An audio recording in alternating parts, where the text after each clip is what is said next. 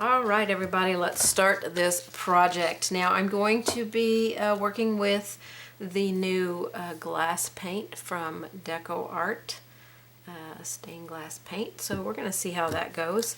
I've already put my leading on here because, you know, it takes a day or two for the leading to get done. Actually, I did the leading on this probably 2 months ago.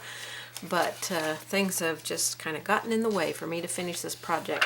So I want to tell you what I did. This is just a piece of, I don't know, plastic, heavy plastic. You can buy this at Hobby Lobby. I think you can also buy it at Deco Art. It has a film cover on each side, so you'll remove that, you'll peel away the plastic cover that is protecting it, keeping it from getting scratches, and then you're ready to go to work on this. So I just went online and got me a free stained glass looking line drawing. This one actually came from mondaymandala.com. Just found something that I thought would be fairly simple, although these areas are extremely huge, so I don't know about that. Anyway, for me it's like a poinsettia and 3 candles, so that's kind of the look I'm going to go for with this.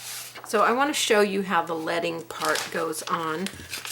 So I'm just going to stick that behind. This is just a cover, you know, for what I put my packets in. And you're going to take your lead and you get gold or you get black. Those are the 2 colors that they have. I want to shake it down to that tip.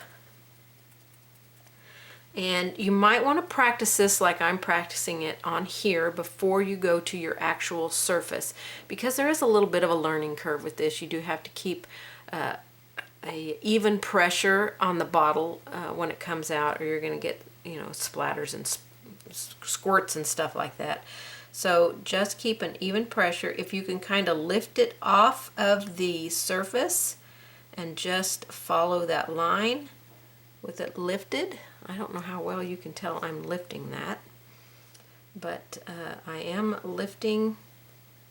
Let me zoom in, see if I zoom in, if you can tell if I'm lifting.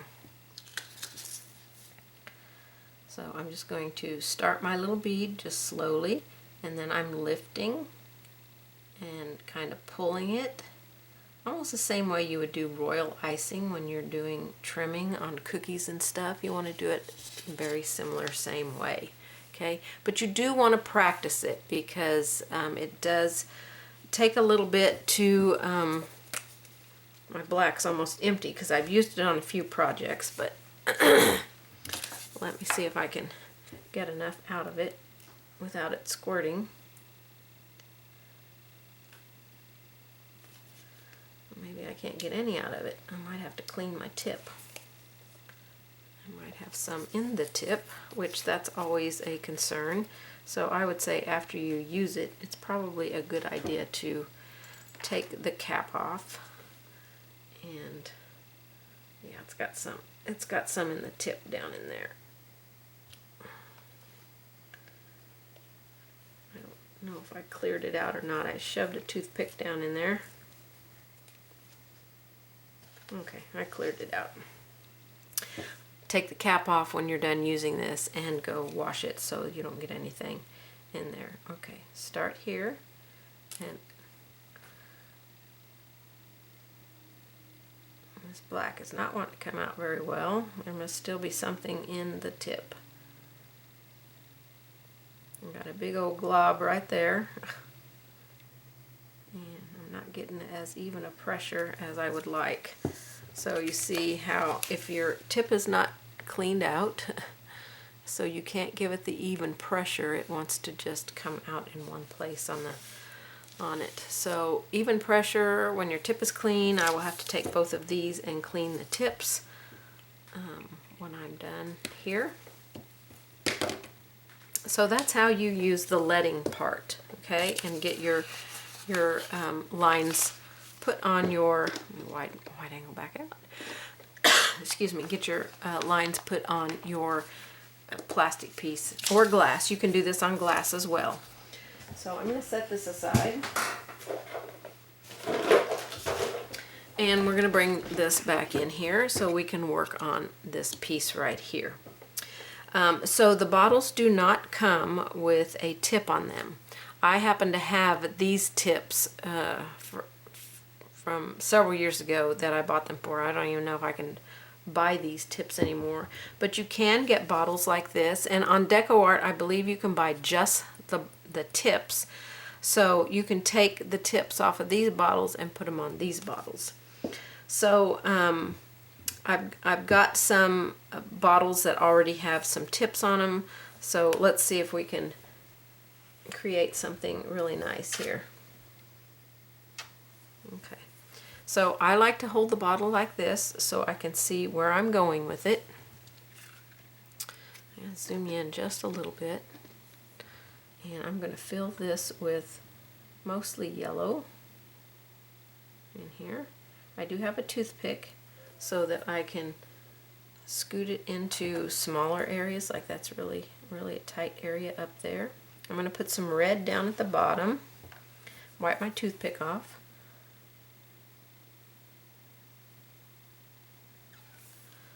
Okay, I put some in there and I'm going to work it up. Now you don't have to put it in as thick as I am putting it in. If you want to just paint it in, a painted piece of glass, let me show you what that's going to look like. So a painted piece of glass is going to look like this. It's going to be definitely more see-through. So if you want a more see-through look, you can paint it on. But it is going to take, you know, a couple of coats to paint it on. I did one coat on this with a brush, and it did leave some brush streaks in it. So the second coat in it, I used a sponge and dabbed it on. So it's got a little bit of texture in it, which makes it look a little bit more like stained glass. So I really like that. I did that on the second coat. I think I used a makeup sponge actually, and dabbed it on and textured it a little bit. Okay, let's put a little bit of red. Oh, I forgot this other flame here. Let me get some yellow in it.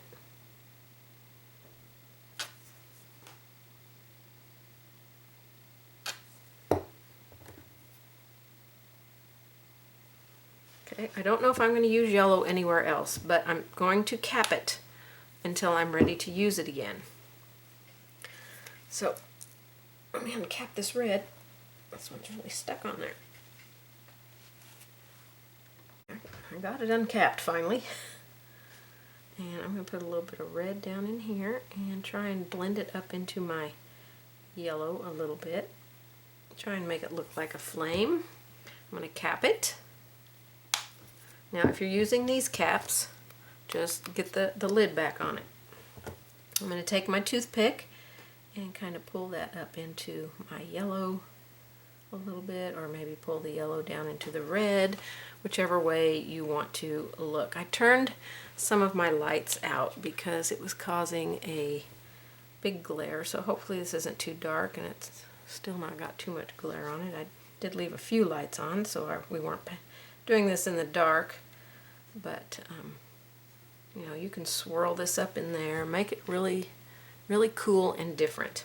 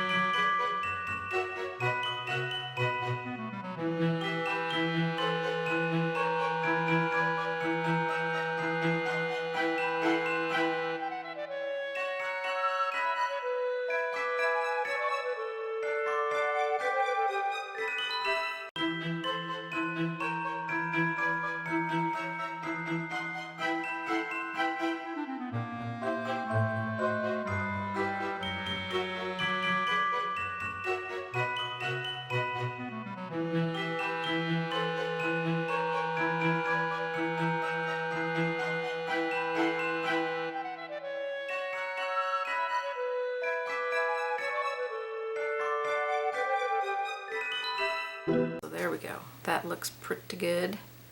I'm very happy with how it's dried for these last 4 or 5 days. Of course, these thinner layers are going to dry much, much quicker.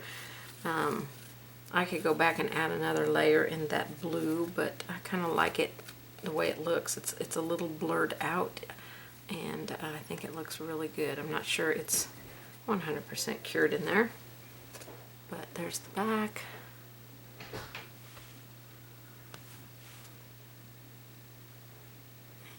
The front.